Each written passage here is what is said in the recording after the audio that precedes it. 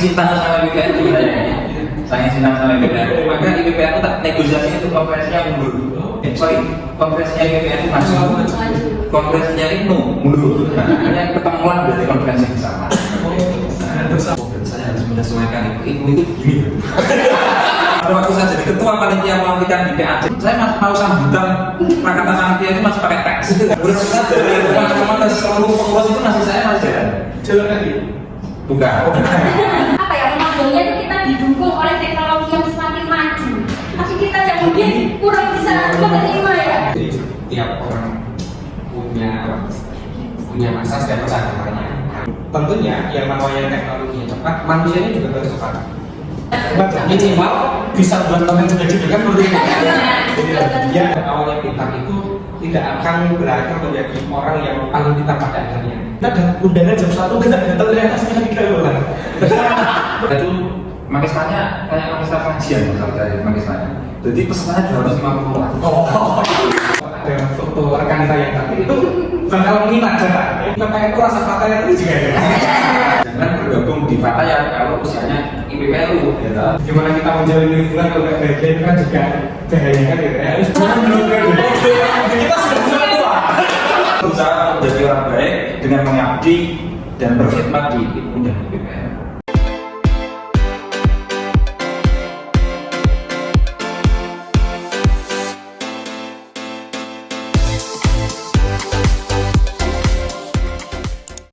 Assalamualaikum warahmatullahi wabarakatuh. Rekan-rekan semuanya, dimanapun kalian berada, bagaimana kabarnya? Kembali lagi di podcast sambil jalan. Mana aja bisa. Kalau bayaran kalau ya.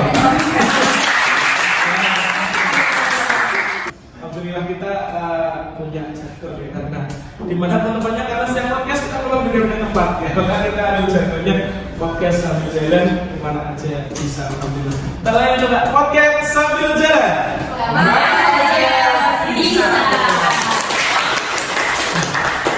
Alhamdulillah dalam edisi Ramadan kali ini kita alhamdulillah sudah melaksanakan 3 syuting kali ini. Yang pertama dulu kita bahas terkait pentingnya media bagi teman-teman Ibnu maupun teman-teman yang lain. Yang kedua kita bahas tentang organisasi, bagaimana organisasi yang berkualitas itu tidak lepas di anggota dan pengurusnya yang cerdas. Terus yang ketiga, alhamdulillah kita akan bahas terkait dengan Ibnu IPPNU zaman dulu dan Ibnu IPPNU sekarang.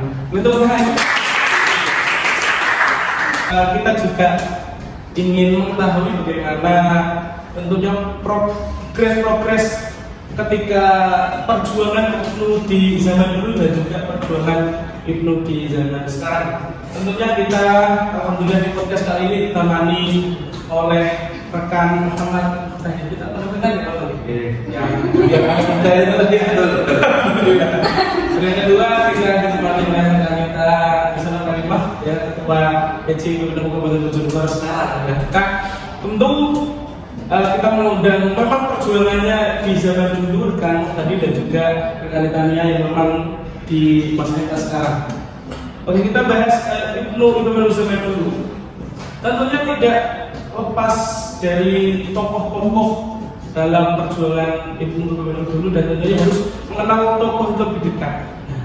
Tentunya kita lebih mengenal rekan kita yang dulu mungkin bisa mengenal sedikit. Terima kasih rekan Pak Izin dan rekan kita Nia, ketua PC IPPNU masa khidmat 2023-2025 masih 2 tahun ya. 1 tahun. Sebetulnya 2 tahun. Tinggal 1 tahun lagi sudah mengakhir. Terima kasih. Perintahnya tadi kita perkenalan dulu karena tak kenal maka bisa memanggil. Betul. Panggilan akrab saya dari dulu sebenarnya ketika zaman itu rekan tadi. Nama lengkapnya Muhammad Muhtadin, tapi panggilan akrabnya dulu rekan tadi ya. Rekan tadi. Terus lama-kelamaan dikenal sebagai rekan Cadi. Ada Caknya, ada Surabaya ya. Nah, tapi ya sekarang bebas kan ambil siapa saja, ambil bapak, ambil kakak, ambil kakak dan seterusnya boleh lah. Yang penting ya saling mengenal, saling tahu, ini sangat penting. Yang pertama, kalau alamat saya aslinya Balerejo, kalau ngomong alamat ini agak repot ya. Balerejo, depan IPPNU, istri saya itu IPPNU, sekretaris IPPNU Jaman Setionjo. Saya apa namanya? IPNU dulu memang tidak konferensinya zaman saya tidak bareng. Saya menangi 2 periode IPPNU, periodenya Mbak Suis waktu itu 2008, periodenya Mbak Suis beranaknya 2011. Dan saya menangi periodenya Mbak Hijau Terapian, karena kita bisa terapian waktu itu. Nah, 2 periode BPN, istilahnya awalnya. Oke. 2 periode saja.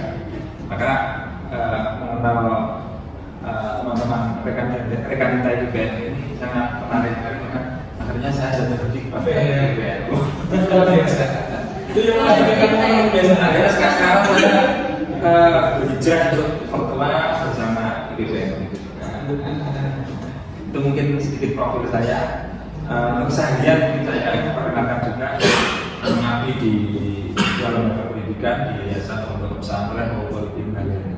Memang dari dulu saya dikenalkan itu, dan IPPN itu memang dari yayasan itu mulai dari komisariat sampai di tingkat PC sampai di tingkat PPK.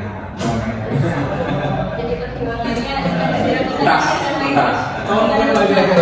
Ya kalau tahun ya, kalau saya saya 2003 itu kelas 2 pembahasannya sebelum di komisariat, ikut aktif di komisariat, kegiatan komisariat, belum tahu apa hanya menjadi pendengar waktu itu, terus bergabung di ranting, ya, sempat menjadi sekretaris ranting IPNU Balerejo, terus setelah itu ketua ranting 1 periode, setelah itu sekretaris PAC, setelah itu wakil ketua PAC. Nah, di sela-sela wakil ketua PAC itulah saya masuk ke Sabka. Dan akhirnya terpilih dari ketua Sabka 2009 sampai 2011 secara organisasi. Tapi gara-gara saya saking cinta sama BPN saya ini, saking cinta sama BPN, maka IPPN itu tak negosiasi untuk konferensinya mundur. Konferensinya IPPN itu maju. Konferensinya IPNU mundur. Akhirnya ketemuan dari konferensi bersama. Bersama ya. Jadi itu membawa sejarah gitu.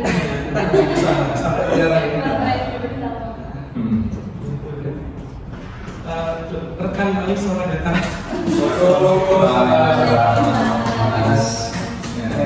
Yang paling datang. Iya.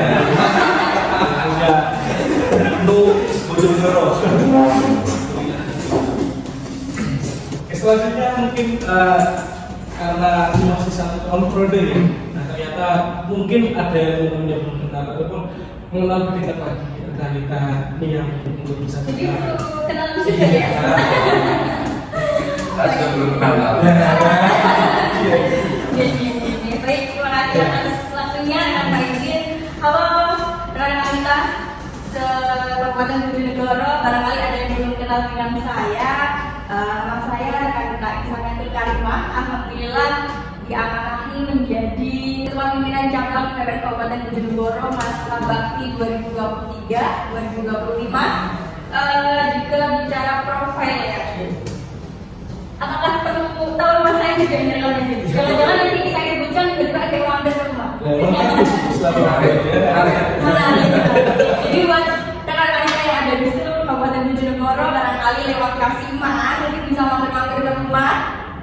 Nanti tak bikinkan kopi gitu ya kali ya. Dari kawan suka.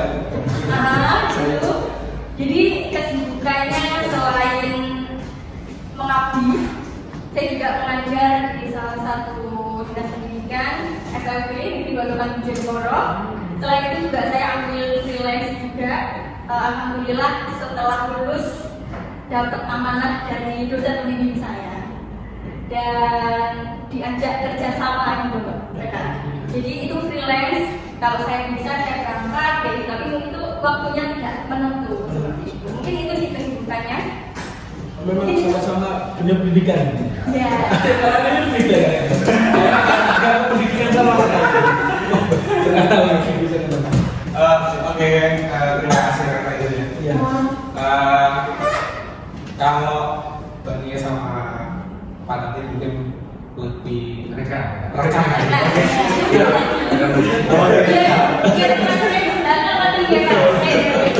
Jadi kalau saya memang dari awal tuh backgroundnya di bidang ekonomi. Jadi karena kuliahnya di jurusan ekonomi, beberapa kesibukannya juga lingkupnya juga lingkup ekonomi.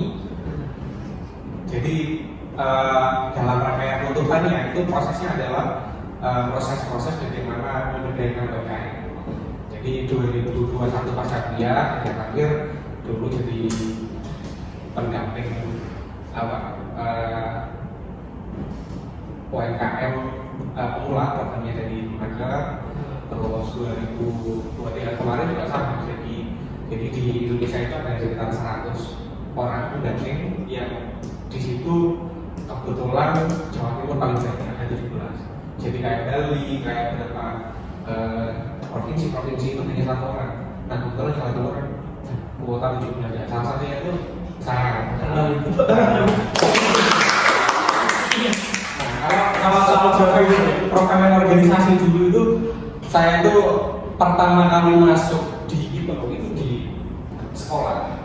Jadi ada komisannya. Nah, komisannya di Sumerjo, PKN Darussalam. Nah, di situ saya pertama kali masuk itu periodisasinya Rekan Wahyu. Wahyu Hidayah. Nah, cuma budayanya waktu itu ya setelah pesta selesai. Sama sekarang pun masih gitu kan. Kalau sekarang agak lumayan.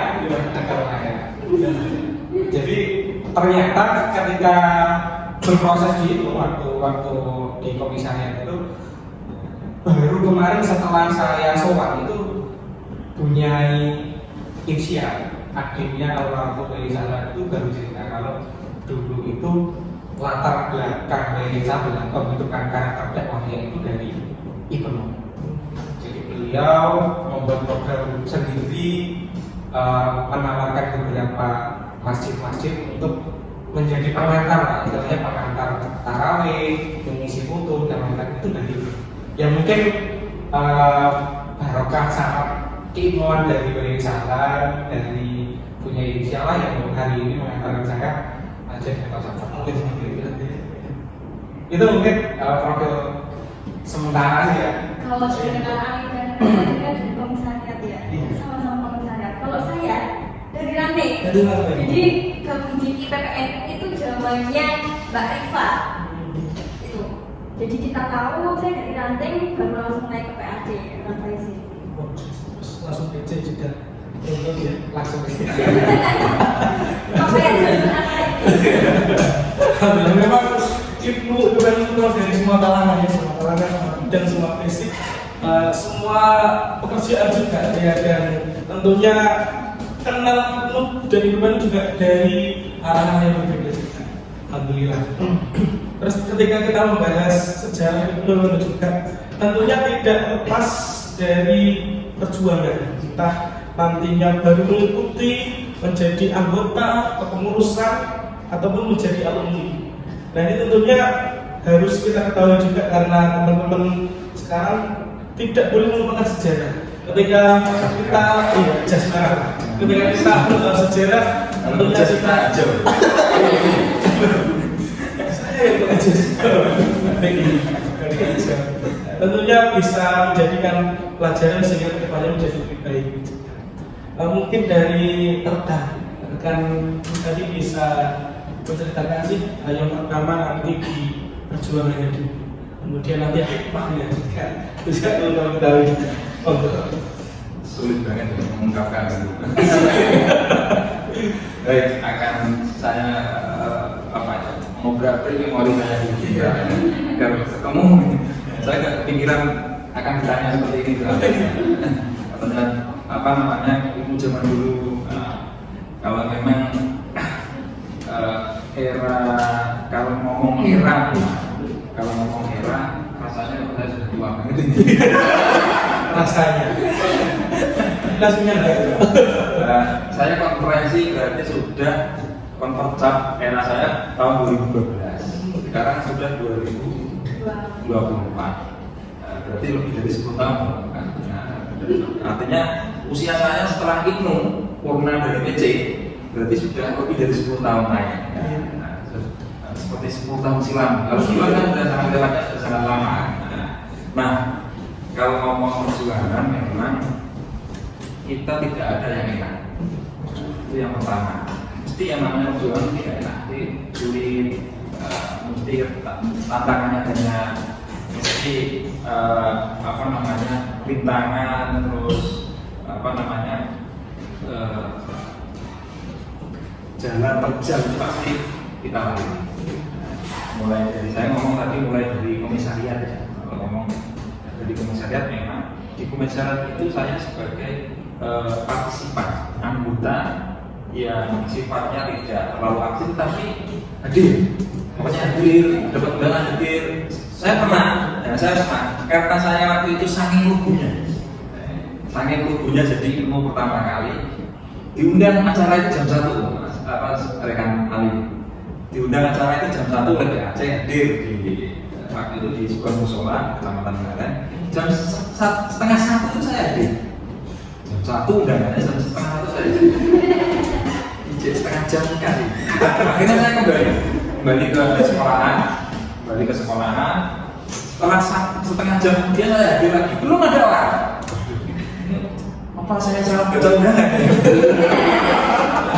ini yang setengah aja saya ingat apa saya salah baca undangan oh ternyata jam 2 baru ngumpul saya setelah jam 1 nunggu akhirnya satu datang jam 2 baru ngumpul jam 2:30 baru mulai oh berarti saya harus menyesuaikan ilmu itu begini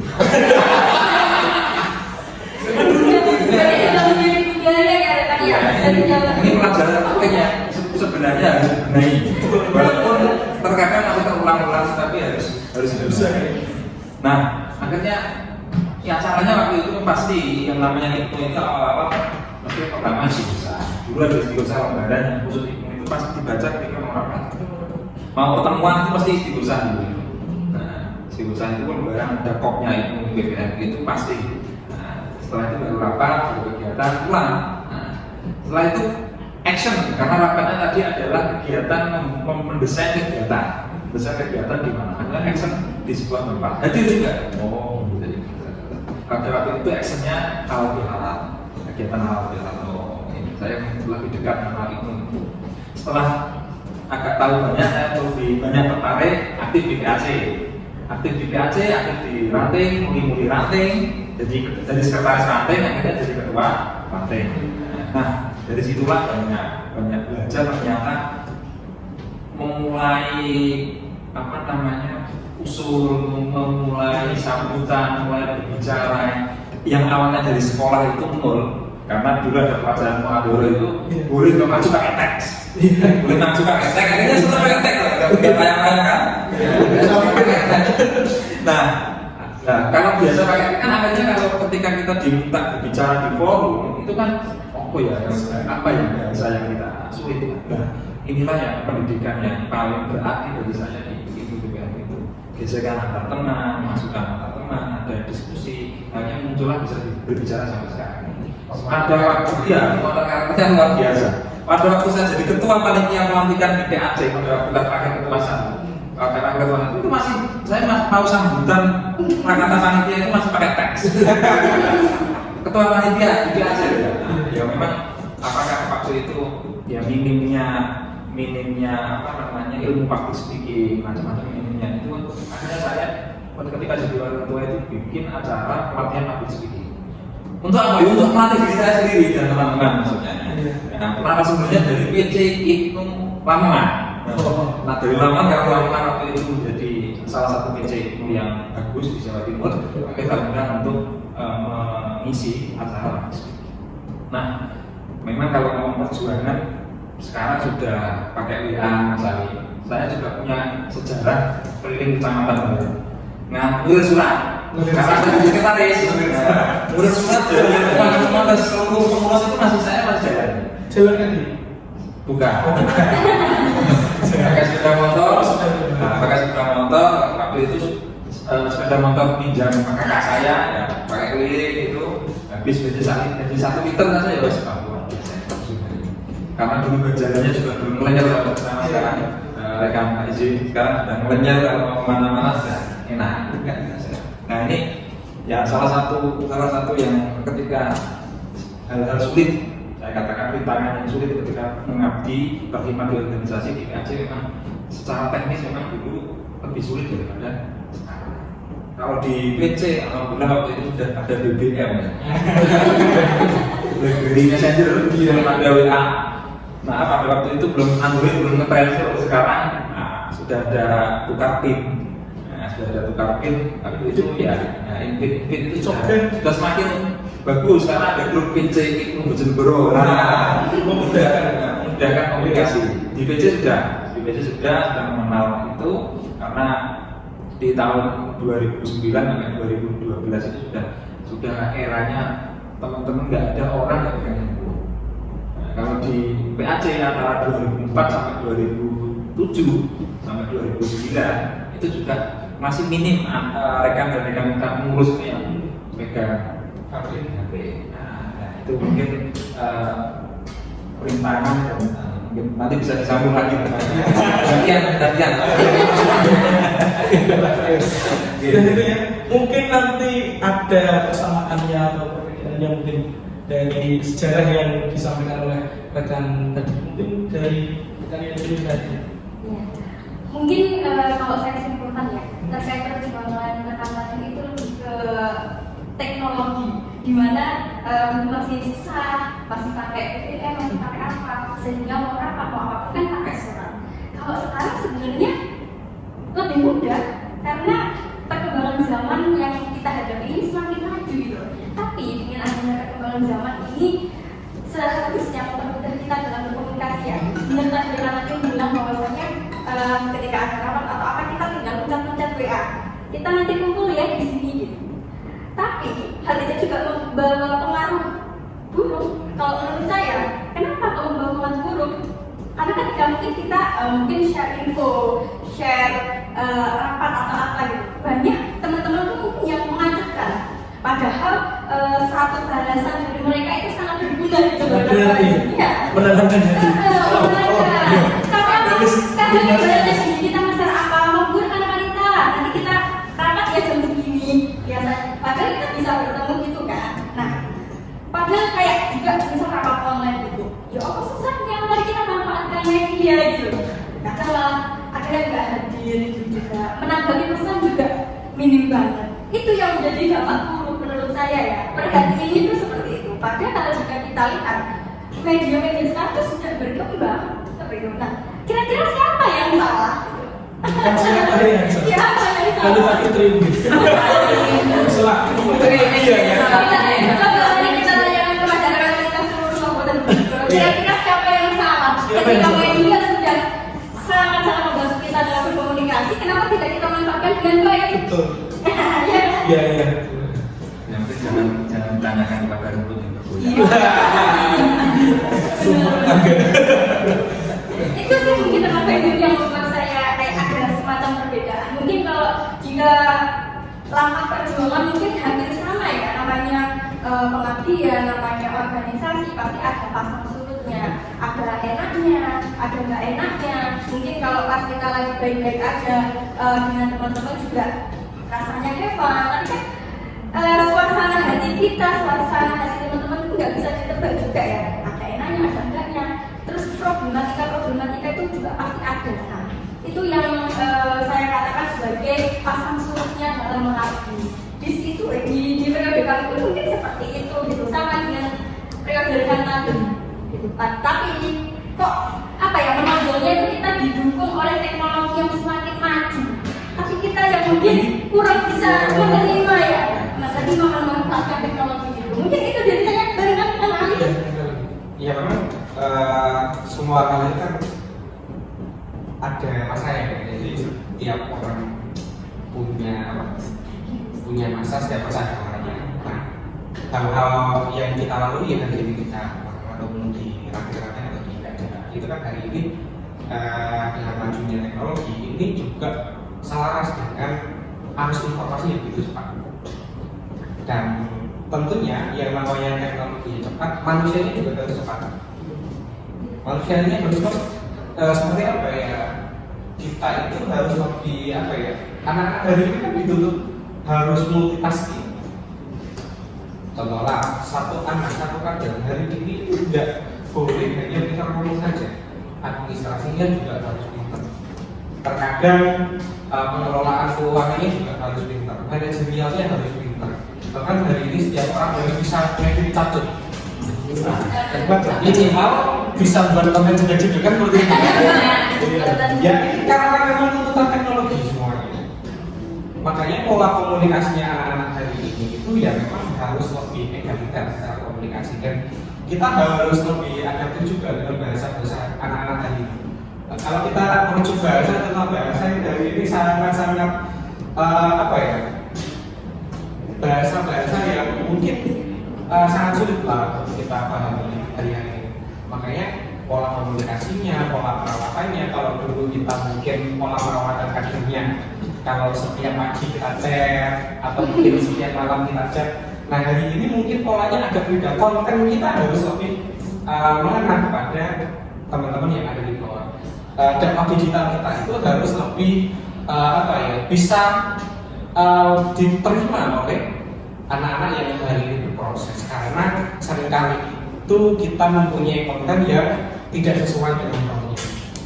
Maka dari itu ya kita sebagai kader NU yang hari ini segmentasinya adalah segmentasi pelajar, ya ayo kita konten-konten yang sifatnya itu ranah sekolahnya, kaitannya dengan edukasinya, kaitannya dengan model-model perawatannya, ini harus match dengan situasi yang ada hari ini. Karena lagi-lagi saya pun sama, saya pun merasakan betul bagaimana proses itu sangat luar biasa. Karena saya itu pernah mempelajari pola karakteristik aktivitas ini. Jadi saya itu mungkin kalau di sekolah atau di kampus saya itu bukan tipe orang yang mungkin secara kognitifnya lebih dominan. Jadi saya itu kalau di sekolahan atau di kampus itu mungkin jarang pinter, jarang goblok yoga. Nah, tapi dalam research yang saya pelajari, ada seorang ilmuwan dari Amerika namanya Carol Dweck. Di situ mengatakan bahwa orang yang pada awalnya pintar itu tidak akan berakhir menjadi orang yang paling pintar pada akhirnya. Nah, orang yang hari ini berproses mungkin kecerdasannya melebihi rata-rata ternyata bisa kalah dengan orang yang mau menangkap peluang dan juga mau berproses untuk mengetahui apa kira-kira kebenaran yang seharusnya kita jalani. Jadi di situ ada proses yang cukup luar biasa di buku mindset. Jadi saya pernah baca buku itu, nah ini sangat cocok sekali dengan proses dinamika itu dan IPPN. Nah, ada sebuah riset di situ bahwa ada anak sekolah, jadi ada anak TK, ada anak TK, ada kelas A, kelas A itu kelas kelas B itu kelas yang anak-anaknya itu kecerdasannya biasa saja. Nah, di situ diuji, anak-anak itu diuji oleh ujian yang apa ya, belum pernah diajarkan di kelas itu. Jadi kalau kelas itu kelasnya kan mungkin ujiannya adalah ujian kelas 1 atau kelas 2 dan diberikan ujian. Nah, apa yang terjadi di dua kelas ini? Kelas A yang notabene anaknya itu adalah anak yang cerdas, ternyata setelah diteliti soalnya itu tidak biasa, karena dia merasa dia tidak pernah diajar dengan ajaran yang seperti ini. Sedangkan di kelas B ini seperti budayanya kita waktu ujian yang soalnya bahasa. jadi kalau kita nggak ngerti artinya ya kita tulis ulang soalnya. Yang penting dicoba. Yang penting dicoba. Nah ternyata dari hasil riset yang dilakukan, kebanyakan orang ataupun anak-anak yang cerdas itu dia itu merasa dia tidak ingin melakukan suatu hal yang dia tidak ketahui. Artinya dia itu terpaku dengan nomor satu tadi, kecerdasan nomor satu harus apa yang dia ketahui dia hanya mau menerima apa yang dia ketahui. Sedangkan anak yang kurang begitu cerdas dia lebih mempunyai jiwa-jiwa untuk mencoba. Jadi kalau perbedaannya di situ. Jadi di Islam itu kita nggak harus dia menjadi anak yang sangat cerdas, tetapi anak yang mau berusaha untuk menempa karakternya, menempa intelektualitasnya sehingga mereka secara karakteristiknya nanti terbentuk dengan sendirinya. Nanti untuk soal aspek-aspek aspek-aspek yang lain setelah yang barokat dari para kiai para ulama itu akan terpucuk dengan sendirinya. Itu mungkin yang saya amati sih. Terus ketika kita ngobrol membandingkan ya dari sejarah yang disampaikan oleh Abang Adi dan juga rekan Ali dan tadinya, tentunya ketika kita bahas waktu ya, ketika tadi ngomong kita undangan jam 1 kita datang reaksinya 3 bulan. Kita tanggapan itu apakah sekarang pun juga sama? Tapi kita lihat coba, saya tuh kalau berpikir dulu itu saya juga ngomong sejarah juga ya. Dulu kelas masuk CFI itu ibu saya yang itu sudah muslimat juga, katanya itu muslimat. Itu pun kalau mengikuti acara itu semangat itu sampai naik Pak dengan nomor dari itu ketika acaranya jam 1 ya, dia datang setengah 1 dan itu pun mungkin yang saya lihat dan itu sampai sekarang pun tradisinya masih seperti itu. Tetapi sama-sama NU kita kok berbeda ya.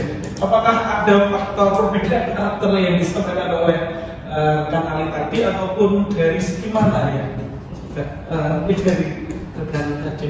Ya, nyambung dari fenomena. Karena ini ngobrolnya fenomena di NU itu sekarang kan ada fenomena yang luar biasa, yakni sholawatan. Ya, memang fenomena yang sudah membudaya ini memang terlihat bagusnya karena ketika ada event bersolawat pasti ada orang yang sedang gelar tikar di situ. Itu disiplinnya gitu.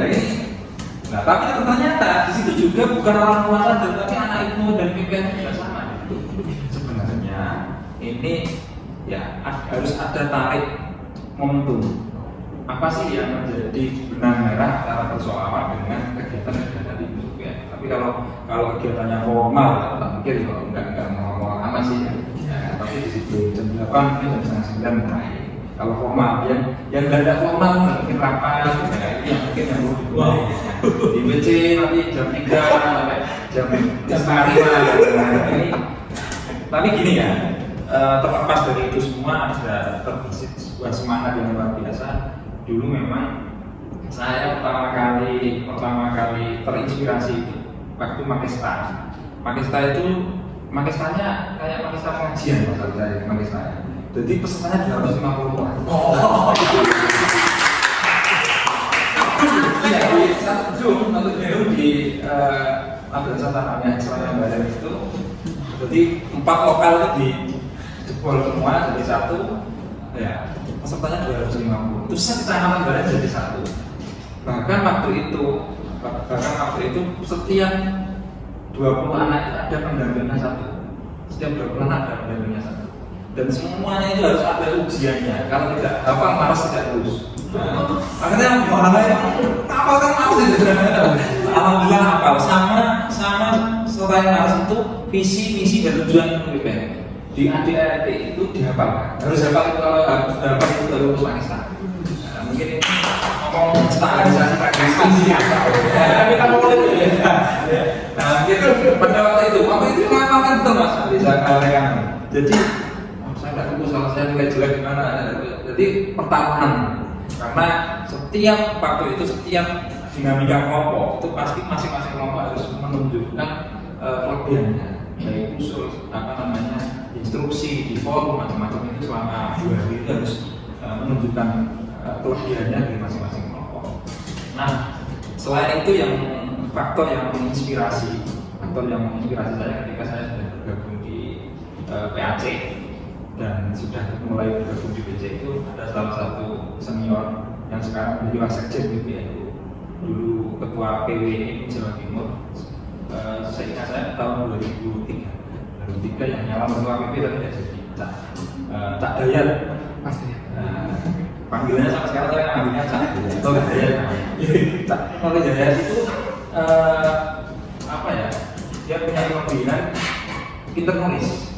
Salah satu tulisannya ketika kongres itu menulis buku, saya teringat judulnya itu Kongres IPNU untuk siapa? Kongres IPNU untuk siapa? Karena pada waktu itu Kongres IPNU era perubahan putra ke pelajar, era perubahan putra ke pelajar.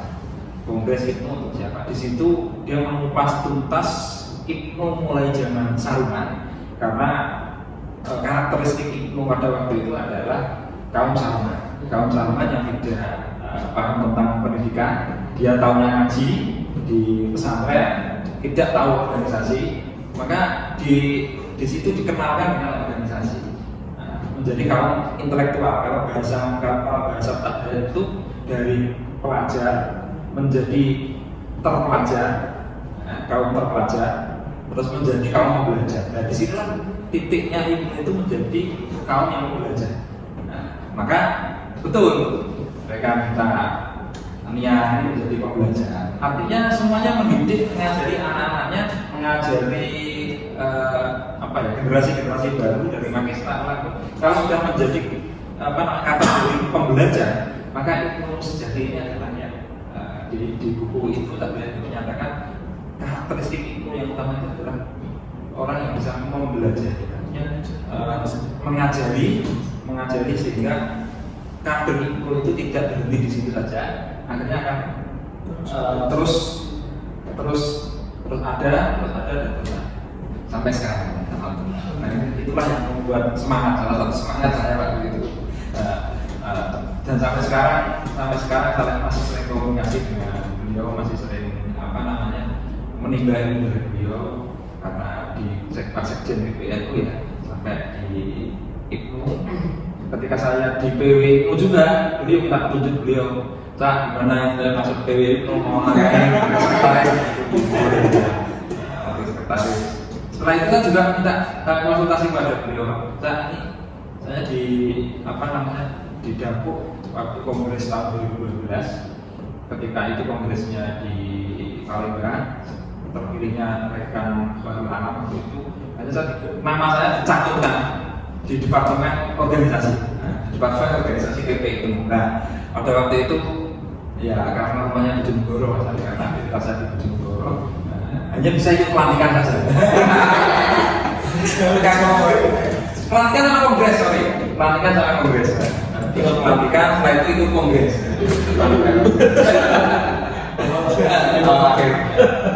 Mungkin itulah pandangan dari saya. Kalau sudah menjadi pembelajar ini adalah salah satu indikator keberhasilan ilmu di masa sekarang. Baik pembelajaran di media sosial, baik pembelajaran di ranah apapun. Dan saya termasuk saya mencetus dulu di PC itu karena terinspirasi juga. Satu, kita jungkir balik bahasanya, kayak bahasa waktu itu jungkir balik membuat kegiatan. Kalau tidak ada media yang meliput, tidak ada media yang menyiarkan, ini percuma, tidak ada orang yang tahu kerja itu maka waktu itu saya membuat pelatihan jurnalistik. Setelah itu menerbitkan buletin ilmu PCI Bojonegoro yang namanya buletin asal. Buletin asal itu kerja bareng, pelatihannya jurnalistik kerja bareng dengan teman-teman IQ. Pada waktu itu di belakang saya rekan Doni, pada waktu itu masih di asisten dosen IQ, bahkan buat kerja bareng di sana buat buletin yang namanya sinergi di IQ PGRI. Yang saya membuat betin asalan. Pimpinan redaksinya sekarang dosen begini, Mas Rekan Usmano ini, pimretnya sekarang. Pinter-pinter itu kan. Itu masalah. Akhirnya, ya alhamdulillah apa itu selain menjadi sumber ekonomi, buletin asalan itu menjadi sumber informasi di BC itu. Tapi ya yang namanya periodisasi nanti mungkin ganti periodisasi bagiannya ganti akhirnya ya hilang gitu kan biasa pasang surut. Monggo itu dulu. Terima kasih itu dari rekan tadinya terkait dengan perawatan kader dan juga goal di kegiatan. Mungkin seperti yang rekan tadi dari perjuangan seperti di mengadakan pesta atau kemudian menyebar udara tadi yang memang dengan perjuangannya luar biasa ya. Dan alhamdulillah ya saya dengan antusias yang luar biasa juga. Dan mungkin perbedaannya sekarang dari perawatan kader maupun tingkat kaderisasi di Ibtu perusahaan. Mungkin kan Ali dulu ini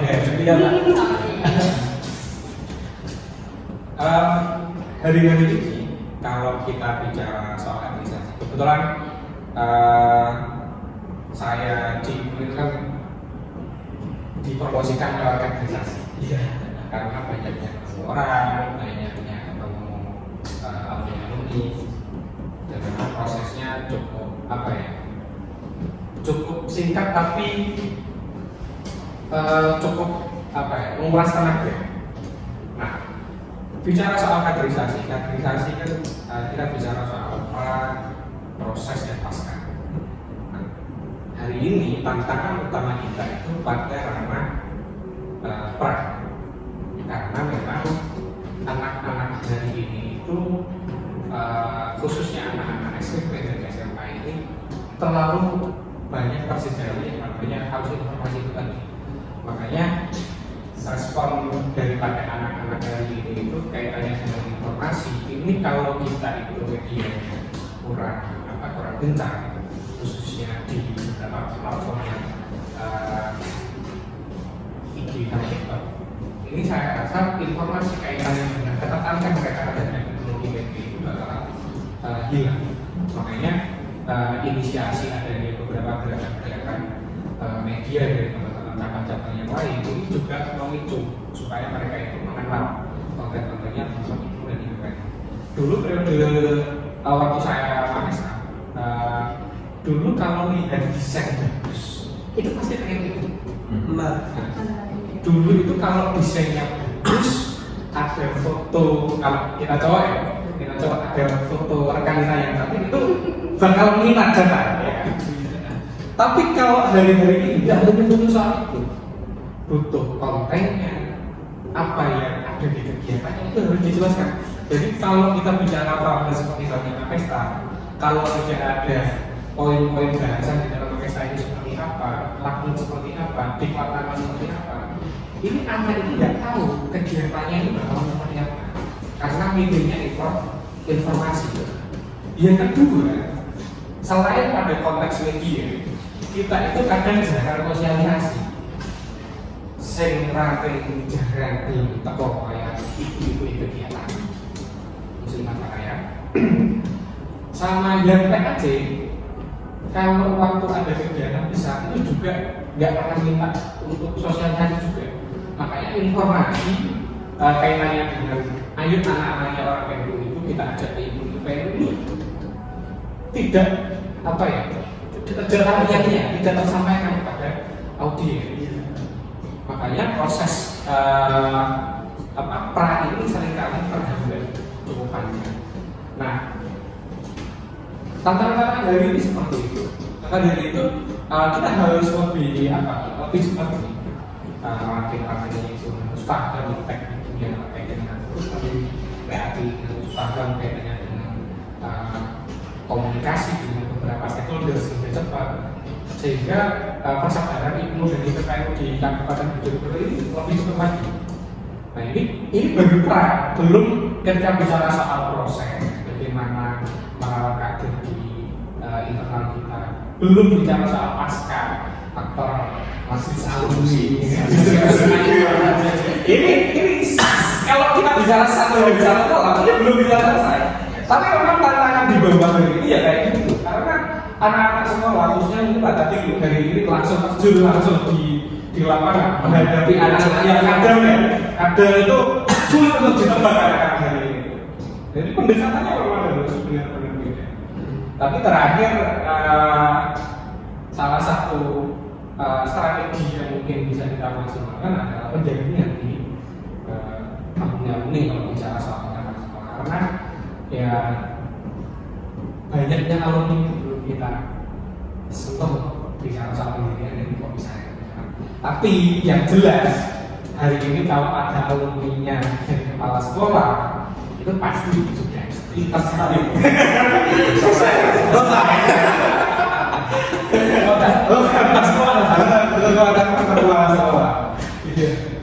Itu mungkin dari saya dewasa dengan mungkin dari ditambahan ya. Iya. Jadi gini dengan prinsip apa ya? Kalau saya lebih mengajarnya ke letak geografis ya. Di Bojonegoro ini kan banyak ya, panjang luas sekali, ada Mojokerto, Kulon dan lain-lain kan seperti Inggris, Gula dan sebagainya. Nah mungkin dari letak geografis itu mempengaruhi kita juga ya. Bukan kita yang nggak mau ke sana, tapi kayak di sana pun seperti tadi Mas Ali bilang, kalau kita ikut kampung, misal ada mbak-mbak misal ada bongo di kegiatan dan sebagainya, itu kita nggak mau datang ya. Tapi sebenarnya ada juga yang mungkin butuh rangkulan gitu loh. Jadi kurang adanya dorongan juga, dan itu bukan hanya dirasakan oleh satu atau dua atau tiga PAT saja, bahkan nanti juga seperti itu. Makanya kenapa jika bicara kaderisasi ya, kalau menurutku kita dari pikiran cabang seperti rekan Heri, rekan Kamali dan bawah-bawahnya itu juga sudah berusaha bagaimana membuat grand design kita seperti Mamsta itu dibuat sedemikian rupa gitu, untuk menarik mereka. Tapi apa? Dulu-dulu ketika sudah pengkaderan selesai. Tapi alhamdulillah sekarang itu bedanya, misal setelah Mamsta itu ada RTL-nya. Meskipun mungkin namanya orang ya, mungkin awal-awal semangat. Seperti tadi rekan Ali bilang, kalau ada pamflet rekan ditanya semangat dan sebagainya. Nah, awal-awal mungkin semangat, tapi kelanjutannya ini loh, ini yang perlu dipertanyakan. Nah, kalau di PPN itu sendiri, yang apa ya, saya alami itu kayak seperti ini. Di PPN kan ada teman janusnya juga, otomatis tingkat kesadarannya itu juga mempengaruhi. Meskipun kita tidak bisa melihat, kita tidak bisa mengejar bahwasanya umur sekian harus dewasa seperti itu, tidak bisa. Tapi di PPN ini sendiri itu sangat apa ya, berpengaruh dan menjadi sebuah tantangan. Adanya peremajaan usia itu otomatis kesadaran kita juga melemah, kita juga kurang. Sekarang di pengurus cabang ibaratnya usia berapa, usia 19 itu juga sudah masuk usia 20. Padahal jika kita lihat ideal usia-usia segini kan proses yang masih sangat panjang, otomatis bisa lebih berkontribusi dari bawah gitu. Jadi kayak apa ya, kita dari pusat, kita dari wilayah dituntut untuk cabang harus 22 tahun, tak boleh lebih dan sebagainya. Bahkan ketika mengangkat usia ini juga sangat berpengaruh. Tingkat kesadarannya juga kena, tingkat emosionalnya juga kena. Itu yang per hari ini juga menjadi tantangannya yang ada. Gitu, tapi bicara itu bicara soal kaderisasi, tadi akan melihat sebenarnya itu bicara soal kaderisasi, tujuannya itu pengen numbuhin apa sih? Nah, terus yang kedua fenomena soal kaderisasi yang lompat-lompat. Kadang kita itu ada satu kader itu pakai bajunya beda-beda, kadang pakai kadang jaket Hanser, kadang jasa Hanser, atau mungkin apa ya, kita pengen itu rasa fatanya itu juga ya. Bicara soal fenomena seperti ini, kira-kira untuk adik-adik yang hari ini pengen berproses itu, kira-kira mungkin dikasih saran lah, mungkin Mas Adit Ibnu itu pengennya gini loh, kamu itu bakal gini ya. Ya. Kamu juga ada Ya, kalau ngomong salah enggak sih, tapi mungkin lebih ke menganalisa gejala terus membuat rekomendasi gitu aja. Sebenarnya di tatanan kita era 2009 sampai kalau nggak salah 2015 ketik yang usia itu 12 sampai 2022-2023 itu adalah yang setelah itu baru di Ansor dan Banser, karena Ansor dan Banser itu ada gap ya sebenarnya. Ansor itu mulainya 20 sampai 45. Lah di situ ada gap 20 sampai 25 itu kan seharusnya masuk di atau CPP atau KPP dan sebagainya kan. Nah di situ gap kesenjangan inilah yang menjadi tumpang tindih. Nah mungkin ini gejala ini perlu ada rekomendasi di kongres atau di muktamar bagaimana mengatur benar sisi keusiaan ini, karena badan berbasis usia ini benar-benar clear. Belum lagi ketumpuan PMI. Nah di situ ada gap juga kan.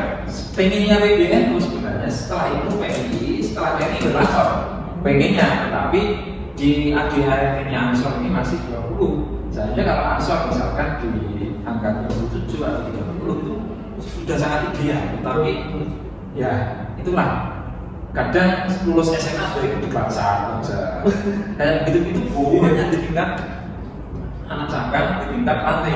Nah maka ya ini ya seharusnya kalau ngomong idealnya rekomendasinya adalah jangan bergabung di Ansor ketika usianya masih punya IPPNU, jangan bergabung di Fatayat kalau usianya IPPNU, ya. Jangan bergabung di Muslimat kalau usianya masih Fatayat, jangan bergabung di NU kalau belum alumni atau masih di Ansor. Nah, ini idealnya begitu.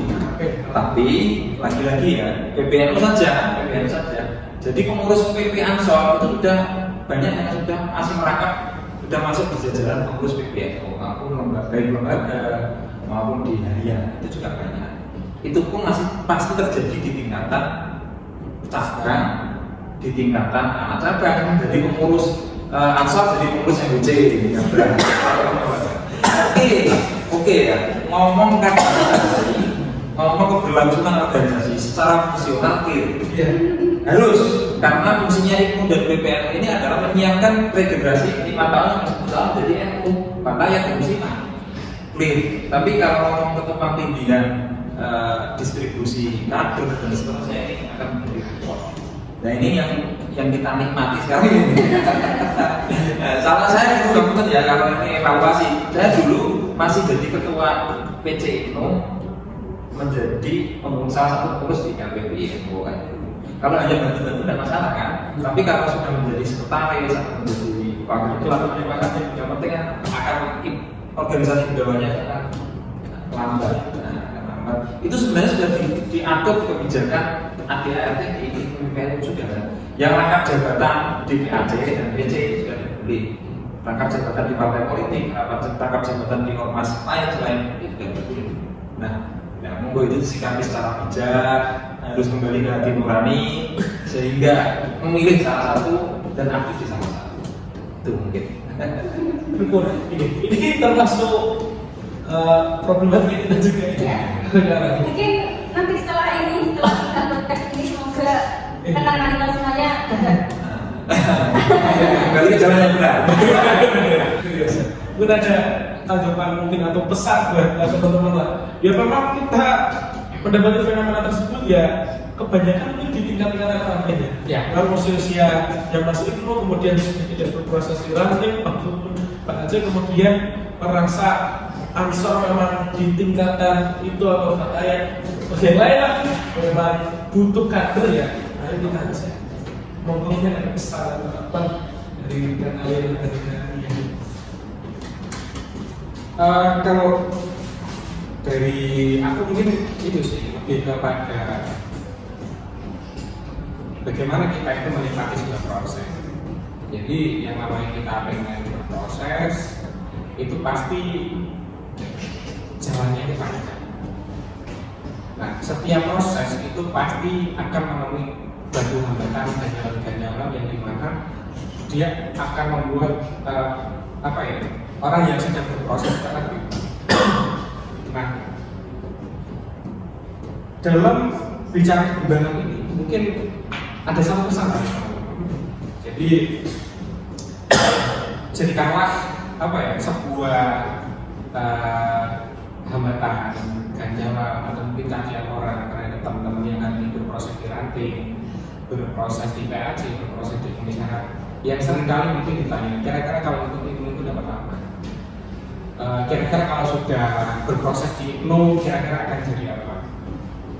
Karena ini bakalan teman-teman semuanya rasakan dari teman-teman lalu, dimana kalian nantinya akan berusaha untuk menjadi sebuah pohon yang sangat kuat. Nah, pohon yang besar itu lahir ataupun tumbuh dan berkembang melalui yang namanya pupuk yang banyak. Jadi pupuknya harus banyak sehingga kita mampu menjadi pohon yang besar, pohon yang rindang yang mampu membuat kesejukan bagi sekelilingnya. Nah, karena yang lagi-lagi yang namanya hikmah itu adalah khaironas anfa'ulinas, nilai kebermanfaatan, nilai anfa hukum linnas ini bagaimana nanti kebermanfaatan mau kamu berikan untuk siapa saja. Jadi kalau kamu berprosesnya tiraten, ya sekupu adalah bagaimana kamu berkhidmat untuk anak-anak yang di sekupan desa. Kalau di komisariat ya nanti di sekolah. Ya kalau di PAC kebermanfaatan itu kamu berikan untuk anak-anak di tingkatan kecamatan. Maka dari itu tinggal bagaimana kamu memilih, bagaimana apa yang ingin kamu berikan, nilai apa yang akan kamu tanam, memberikan keringanan itu sejauh dan sebesar apa. Maka dari itu terus semangatlah berproses karena yang namanya proses nanti akan menuai sebuah hasil yang akan memberikan kebahagiaan bagi diri dan juga lingkungan yang ada di sekitar kalian. Itu sih, karena ya intinya sebuah proses adalah bahagia. Gimana kita menjalin lingkungan kalau nggak bahagia itu kan juga bahaya kan gitu. Harus bahagia, harus bahagia. Sakit banget itu. Dari kalian pesan untuk memang yang sudah berkeluarga itu ataupun yang belum waktu itu. Kalau dari saya mungkin lebih ke penguat ya, penguat teman-teman gitu. Melihat dan menanggapi banyaknya rekan-rekan kita yang mungkin sering curhat, wah gimana ya, kok kader-kaderku gini, dan lain sebagainya agak aktif dan sebagainya. Mungkin benar apa yang dikatakan oleh Pak mungkin nggak jauh beda ya antara DPA juga antara DRT, di Cabang juga mungkin merasakan gejolak-gejolak yang ada. Nah maka dari itu benar katakan Andi, ayo kita nikmati prosesnya bersama karena menurut saya 2 periode itu bukan waktu yang lama. 2 periode itu merupakan waktu yang singkat. 2 tahun. Ya, 2 tahun. Kita sudah tua. Ya, jadi 2 tahun itu merupakan waktu yang sangat singkat. Mari kita jalani prosesnya. Ketika ada senang, duka, itu sudah menjadi sebuah hubungan.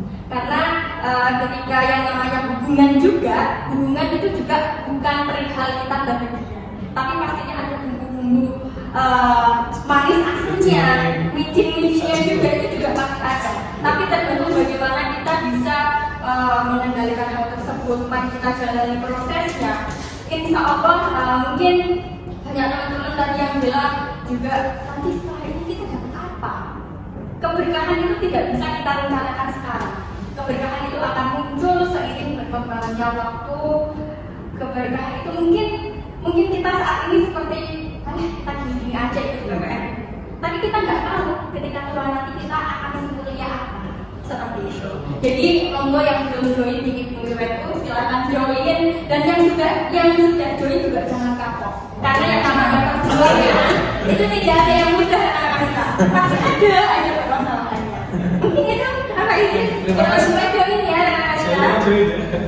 Mungkin dilanjut Terakhir ya tadi. Saya mengingat 30 Desember 2010 pada waktu saya ngantar Lekpur Kantor itu kan wakil sekretaris 4 saya waktu itu wakil sekretaris ya. kalau tak jadikan bendara dan awal ingin jadi wakil sekretaris dan politik. Salah satu partner kerja saya di IPNU karena mempunyai kecerdasan yang luar biasa di sains, lulus di UNESA dengan lebih cepat, terus kuliahnya sampai doktornya juga luar biasa. Pada waktu itu saya nggak sengaja, pada waktu itu belum tahu kalau itu begitu punya kelebihan. Saya antar menjadi peserta laku di PWI Jawa Timur pada waktu itu. Nah, yang saya teringat pada waktu itu teman-teman gonjang ganjing minta siapkan di Bang Sari. Waktu itu pas KBBT Gus Dur 2010 tanggal 30 Desember. Nah, saya masih teringat sekali pesannya Gus Dur pada waktu itu untuk rekan-rekan kita tentunya, manusia itu dilahirkan menangis, dilahirkan dari perut ibunya itu dalam keadaan menangis. Maka yang paling penting kita persiapkan untuk mengabdi dan berkhidmat di BPN itu, salah satu yang sering saya ingat itu pengen dikenal banyak orang dan pengen ketika kita tiada kita ngisi banyak orang, karena pesannya Gus Dur itu begitu. Nah, sampai sekarang masih ingat itu sekali. Monggo. Tentunya kalau ditangis kegiatannya oleh semua orang, mestinya kita adalah orang yang baik, punya investasi kebaikan yang luar biasa, dan pasti kebaikannya itu pasti dikenal. Kita tidak tahu besok yang takziah itu berapa, nggak tahu. Tapi kita selalu berusaha menjadi orang baik dengan mengabdi dan berkhidmat di kemudian BPN. Itu rekan Pak Izin ya. Terima kasih. Itu tadi pesannya juga sisi perjuangan dan juga hikmah kita ketika berkhidmat di BPN. Oke, terima kasih. Itu dari kami, tentunya akan ada episode lain ya, tentunya dengan judul yang berbeda, dengan tema yang berbeda. Tetap di podcast Sambil Jalan, mana aja bisa.